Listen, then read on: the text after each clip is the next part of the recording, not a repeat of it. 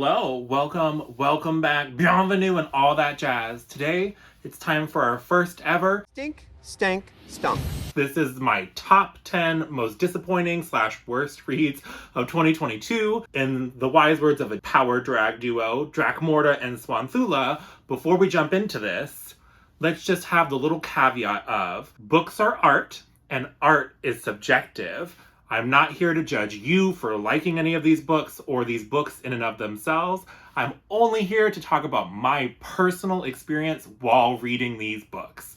We are different people that view the world through different lenses, and just we're allowed to have different opinions and still be friends. So hopefully, if there's a book that I really hate that you really love, it's okay. We can still be friends. With that being said, though, let's just jump straight into this. So the first few that are on this list, because I was having to go through all of my different books that I rated from last year, I read 126 books, and I actually was weighted much towards the higher end. I think my average rating ended up being something like 4.2 stars-ish, according to the Goodreads, which is not totally accurate because I do half stars and stuff.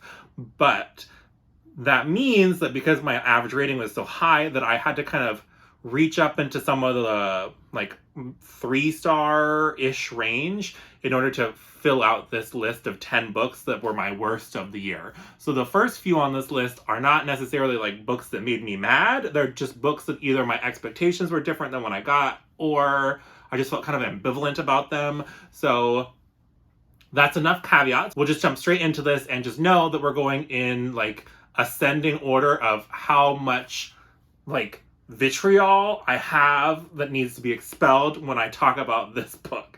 So in 10th place, we're talking the most like kind of ambivalent feelings. And then in first place, we're talking about the book that literally makes me like red with fury. And just for funsies, why don't you pause this video and go and leave a comment down below of what book do you think was my worst book of the year?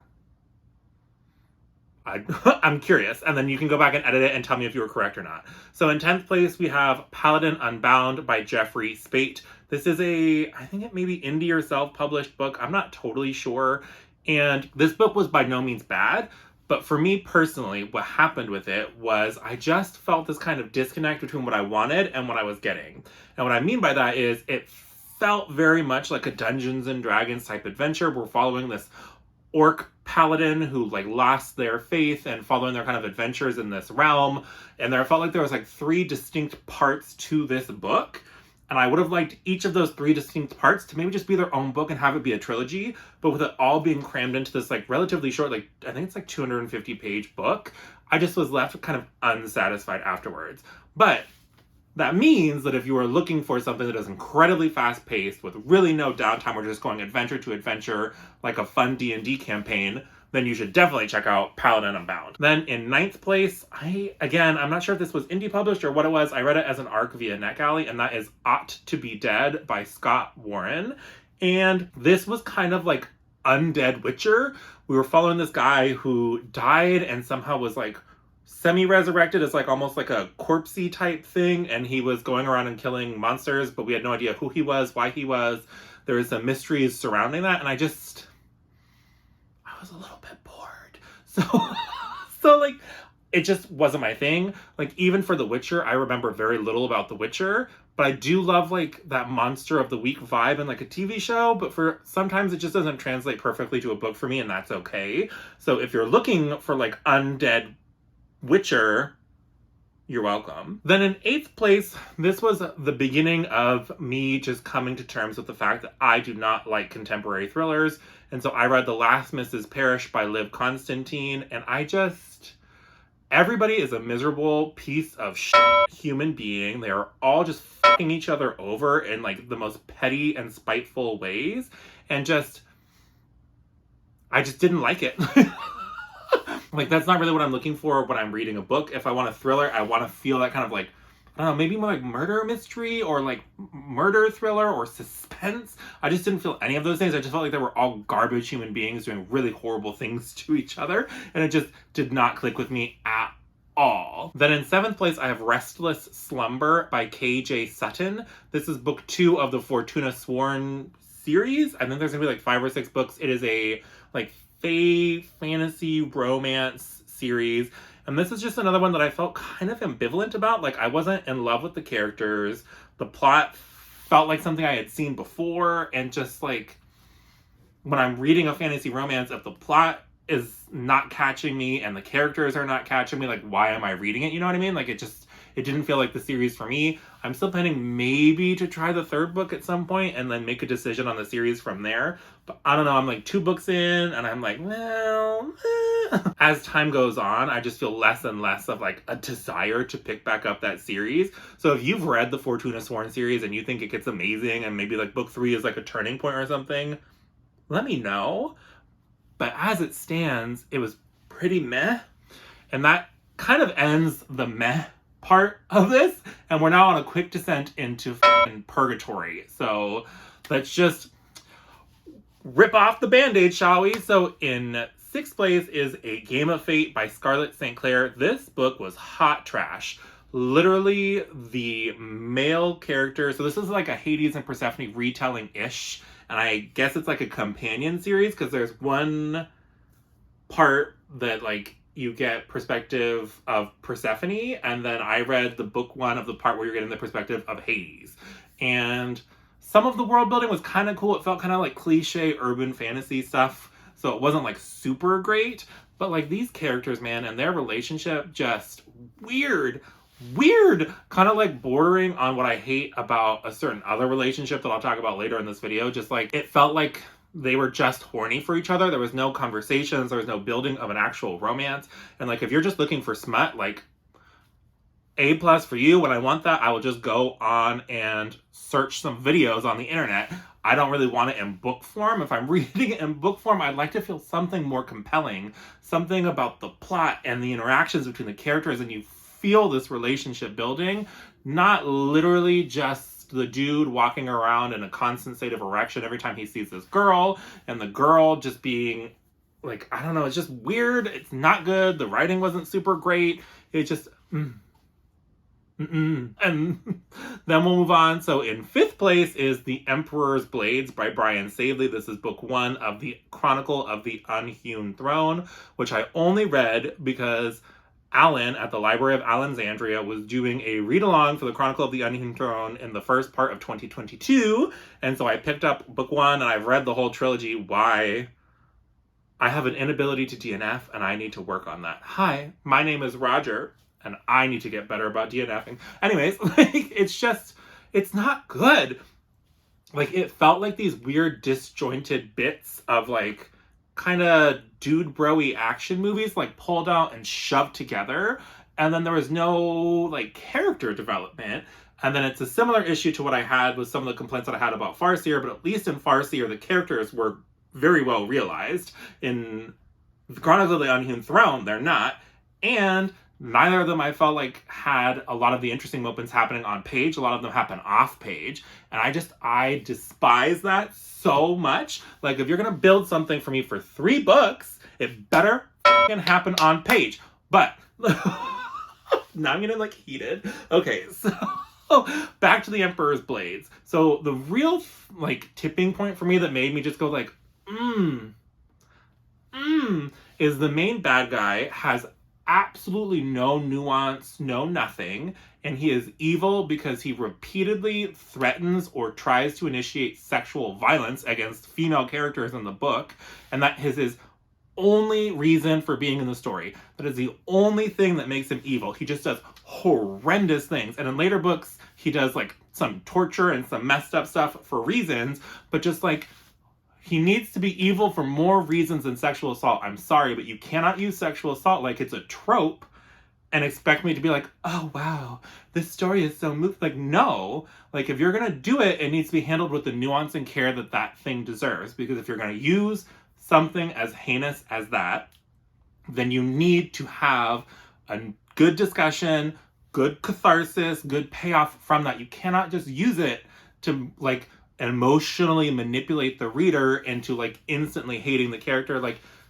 no. I told you we were on a quick descent down. So that was The Emperor's Blades. And then in 4th place we have Babel by Miss R.F. Kuang. And I don't know, maybe it doesn't deserve to be this low. Maybe it deserves, like, I think The Emperor's Blades is worse. So maybe if you swap those, like, retroactively in your own brain.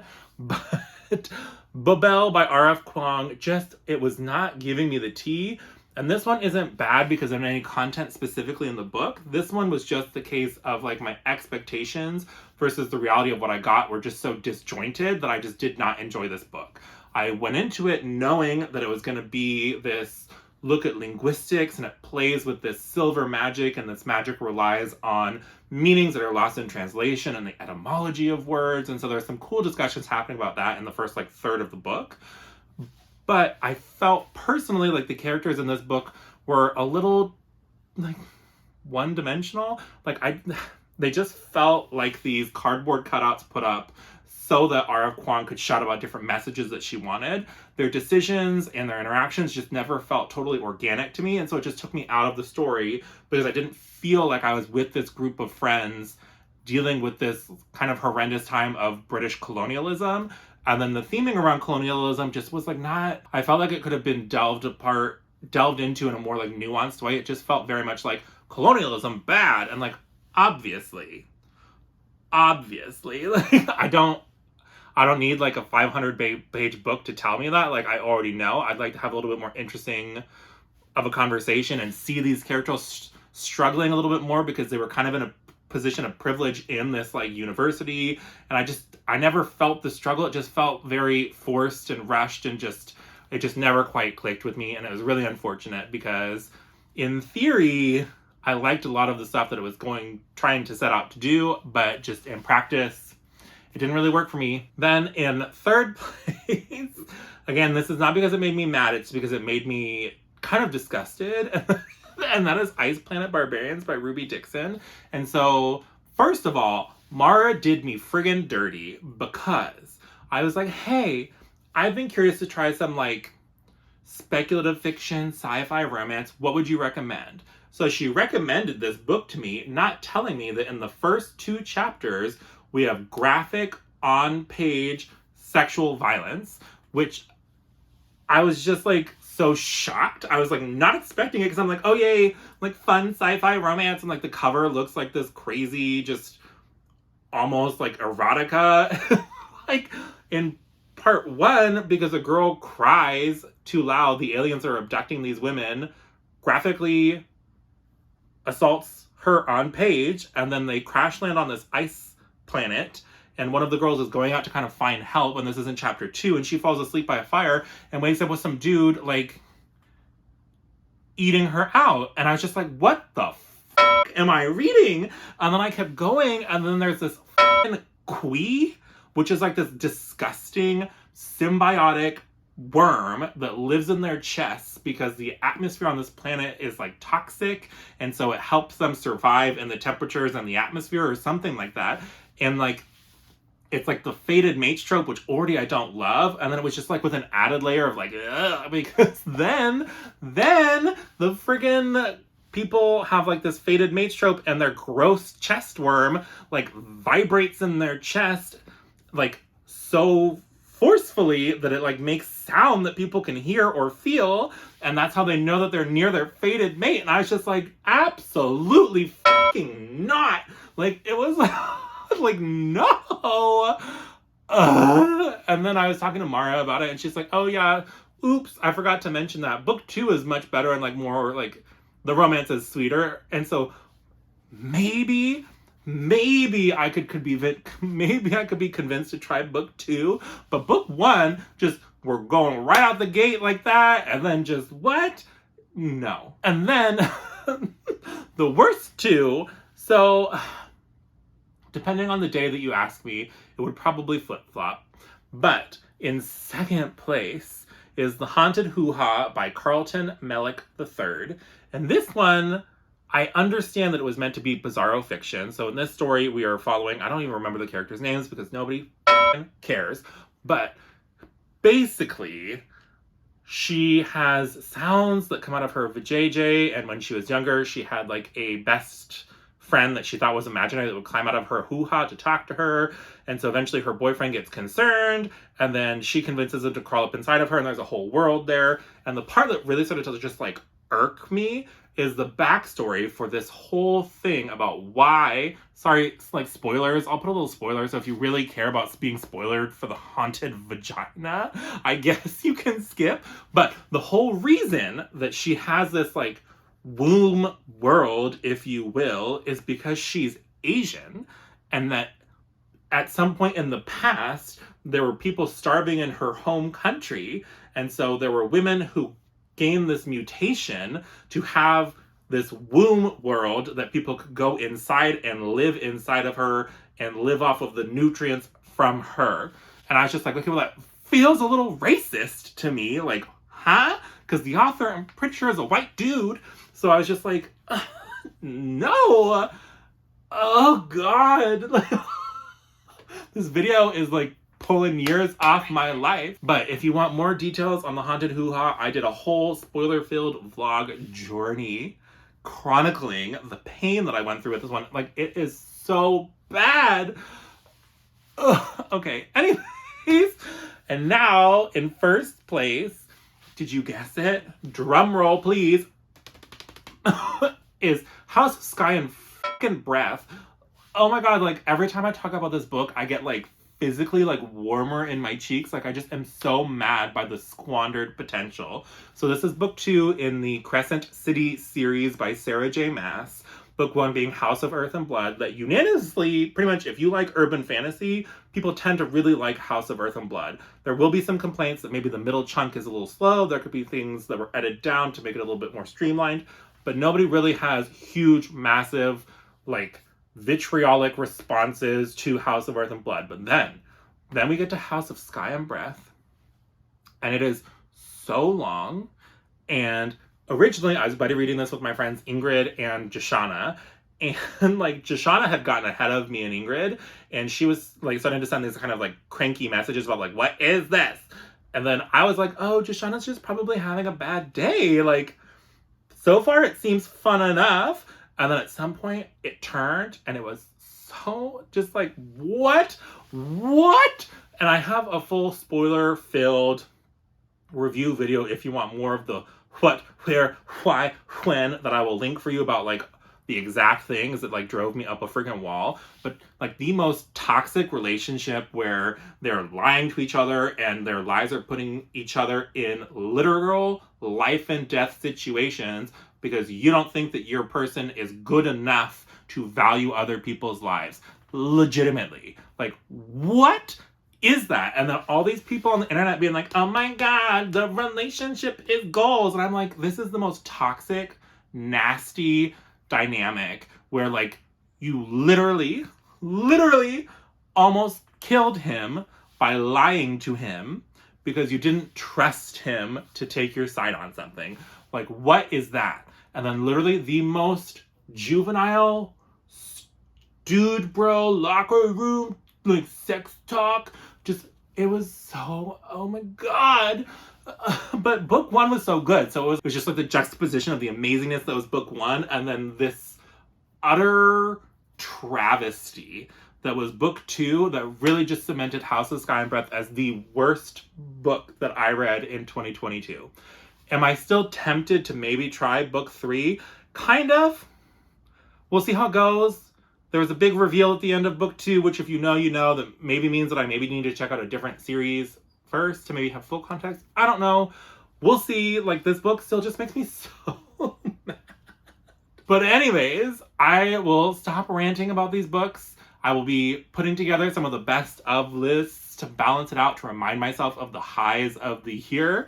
So like this video if you liked it. Comment if you feel so inclined. If you want to share your worst book of the year, or if you really want to fight me about any of the ones on this, I'm happy to catch you in them comments. If you want to just leave an emoji, maybe leave something sky related. Just, I'm more going to be thinking House of Sky and Breath anyways, so you might as well just give me some skies or something, because it wins. It won the Stank, Stunk of 2022. It won. Congrats. SJM. You did it. You did the thing. But that will do it for today's video. Please subscribe if you'd like to see more bookish shenanigans like this from moi. Other than that, I hope you have a great rest of your day, and I'll talk to you again soon. Bye!